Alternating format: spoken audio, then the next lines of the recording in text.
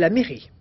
Au Parti communiste, après le départ de Robert Hue, Marie-Georges Buffet retrouve un peu plus d'oxygène. Maintenant qu'elle est les mains tout à fait libres, elle a décidé d'écouter les militants de base. Jeff Wittenberg, Bernie Mériot. Une réunion de cadres et de militants sans Robert Hue, il y a longtemps que le Parti communiste n'en avait plus connu.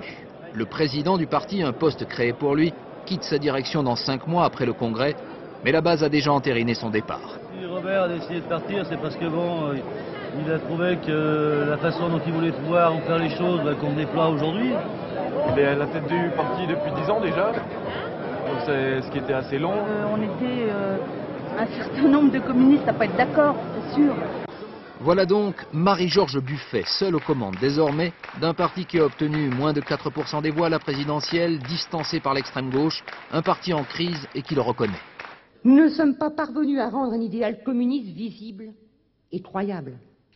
Nous ne sommes pas parvenus à donner la parole au plus grand nombre, au milieu populaire, au monde du travail.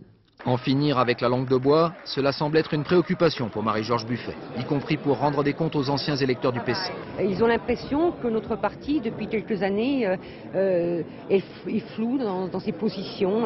Ils nous disent « vous êtes devenus un parti comme les autres ». Aujourd'hui, 700 animateurs, comme ils se baptisent désormais, ont réfléchi à l'avenir de leur parti, se promettant des lendemains qui chantent, comme on disait au temps de la splendeur du PC.